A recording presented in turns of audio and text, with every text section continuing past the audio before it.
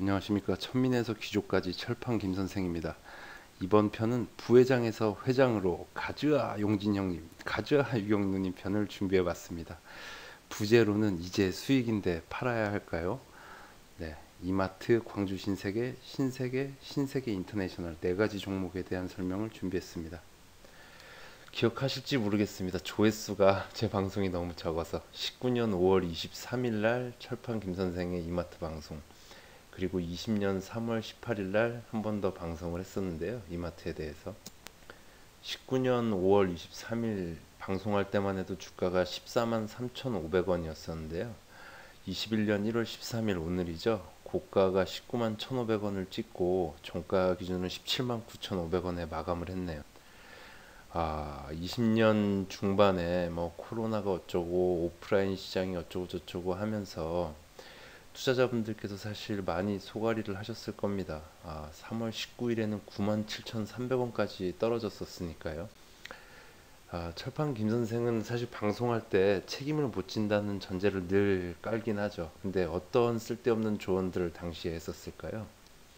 우선 2019년 5월 23일입니다.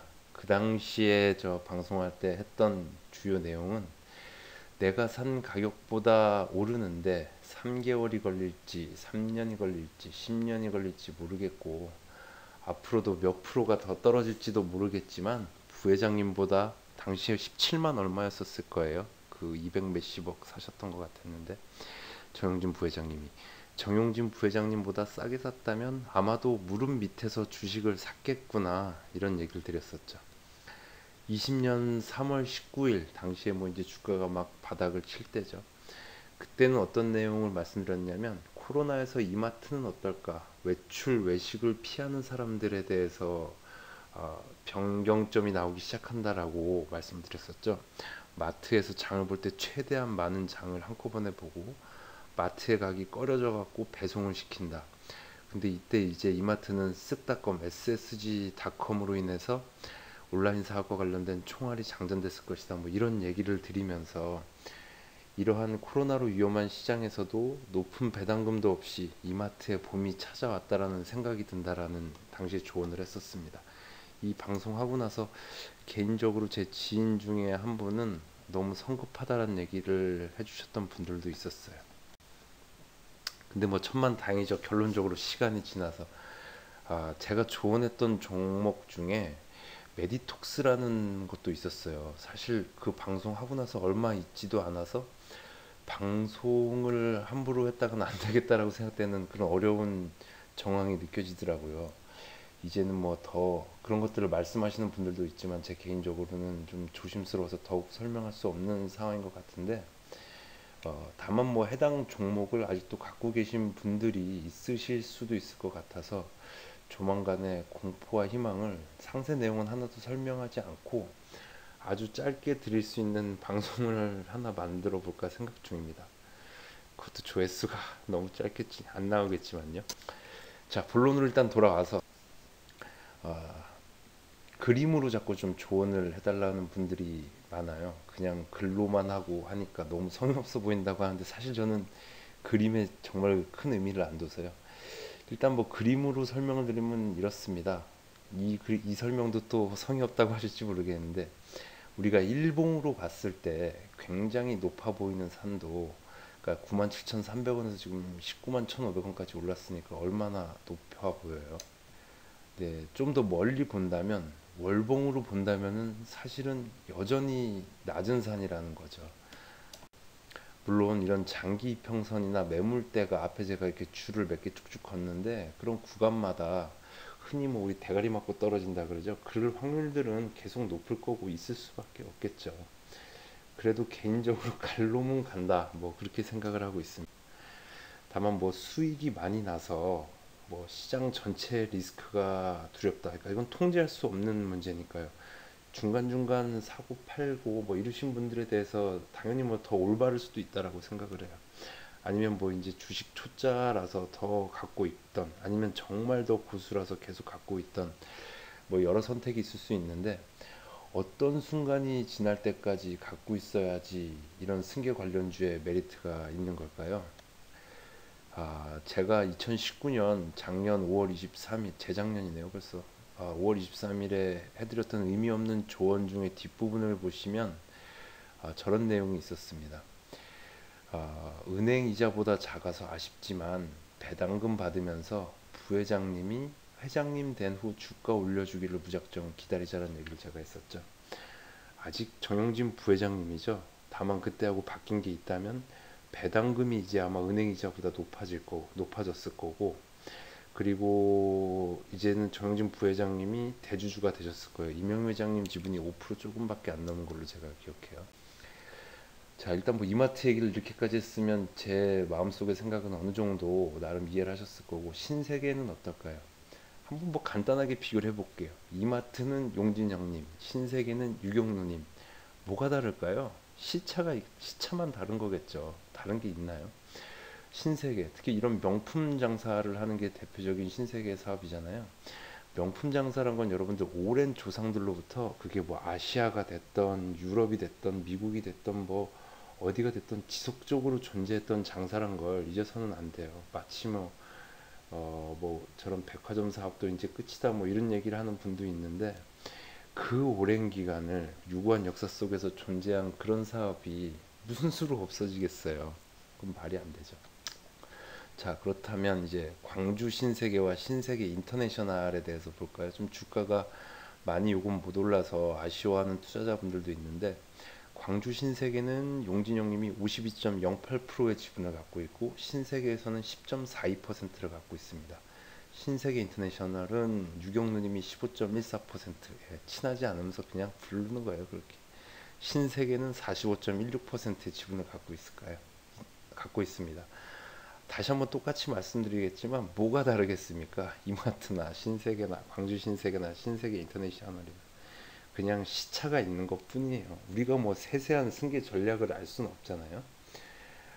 그러면서 뭐 광주 신세계나 신세계 인터내셔널 관련해 갖고 이런저런 얘기를 하시는 분들도 많은데, 제 개인적으로 사업은 돈 벌기 위해서 하는 거라고 생각을 합니다. 이건 저만의 생각이 아니라 사실 모두의 생각 아닐까요? 근데 누군가 이런 얘기를 하더라고요. 위 종목들 중에 주가가 오르는 건 뭐 승계나 지분은 영향이 없거나 적고, 향후 뭐 해당 기업의 근본적인 가치, 뭐 사업의 성과, 또 뭐 기타 무슨 뭐 문제들, 부동산, 뭐 임대사업 이런 거 달려 있다라고 뭐 얘기를 하시는 분도 있더라고요.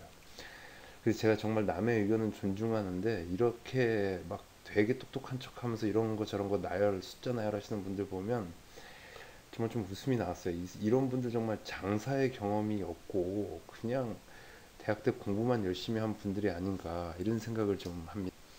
여러분, 장사꾼은 돈 벌기 위해서 장사라는 거예요.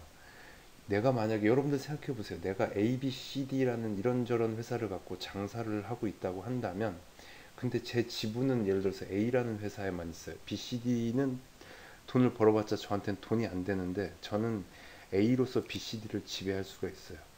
난 지금 돈 벌기 위해서 장사를 하는 거기 때문에 법이 허용될 수 있는, 법에 문제가 되지 않는 한도 내에서 A라는 회사를 이용해서 내 지분이 많은 A 쪽으로 득이 되게 장사를 하고 장사 구조를 그냥 바꾸면 되는 거예요. 왜냐하면 난 돈 벌려고 장사하는 거니까요.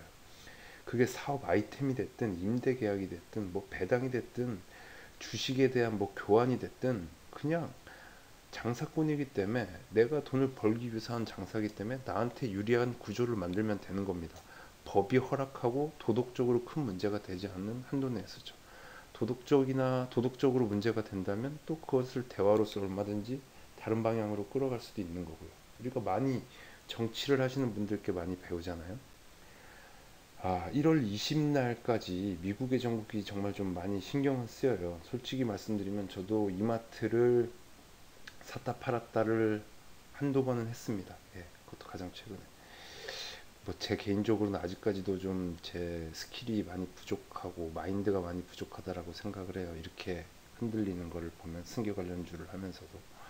뭐 어찌됐든 간에 이런 뭐 미국의 그런 정치 상황이 정말 신경이 쓰이고, 또 우리나라에서도 이상한 얘기가 좀 나오는 것 같은데, 2주에 한 번씩 쉬는 뭐 마트의 휴무에 또 무슨 일이 있을지도 좀 겁나고 그런 상황이지만, 잊지 말자, 제 스스로 그런 다짐을 합니다.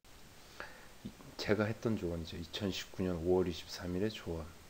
부회장님이 회장님이 된 후 주가 올려주기를 무작정 기다리자. 네, 이 부분이 저는 제일 중요하다 생각해요. 최근에 LG전자의 주가 상승을 이런저런 이유로 해석하시는 분들도 있지만 우리가 잊지 말아야 될 것은 LG전자도 삼성전자도 전부 승계가 마무리된 기업들이라는 겁니다. 자, 그리고 예상 질문, 여러분들 가끔씩 뭐 이제 그 예상 질문들 올려주시는데 제가 한번 예상 질문을 맞춰보고 답변을 맞춰볼게요. 이 네 가지 종목 중 뭐가 가장 좋을까요? 제 답변은 저도 모릅니다. 미래를 모르니까요. 참 죄송한 답변이죠. 다만 모를 때 매수는 어떻게 하면 될까요? 제가 예전에도 방송했던 얘기가 있는데 뭐 제가 매번 얘기하잖아요. 한 종목을 살 때도 어떻게 언제 어느 타이밍에 사야 될지 모르겠으면 어떻게 해야 할까? 그냥 분할 매수하는 겁니다. 이런 것도 여러 가지 종목이 어떤 게 제일 좋을지 모르겠다. 그냥 골고루 사면 되는 거예요. 근데 이제 두 번째 질문이죠. 근데 혹시라도 샀다가 떨어지면 어떡하냐? 정말 죄송스럽고 안타까운데 저도 사실 모르겠어요. 이게 또 사실 어떤 일이 생길지 우린 모르잖아요. 아, 정치가 주식에 연결이 다 될 수밖에 없잖아요. 정치와 경제는 뗄래야 뗄 수가 없으니까요. 어떤 종목에 어떤 일이 생길지는 사실 절대로 알 수가 없죠. 다만 이렇게 승계 관련주를 살 때는 제 생각은 이래요. 이번 생에 못 오르면 자식이나 지인에게 선물로 주면 되지 뭐 증여하면 되지. 이런 각오로 들어가는 게 저는 승계 관련 주식이라고 생각합니다. 오랜만에 똑같은 조언 다시 한번 드리겠습니다. 주식 매수 매도에 따른 이익과 손실의 책임은 누구한테 있다? 100% 매수인이 지게 된다. 매수인에게 있다. 조언은 조언일 뿐 아무런 의미가 없다. 지금까지 의미 없는 조언 열심히 드린 철판 김 선생이었습니다. 감사합니다. 구독, 좋아요를 부탁드리겠습니다.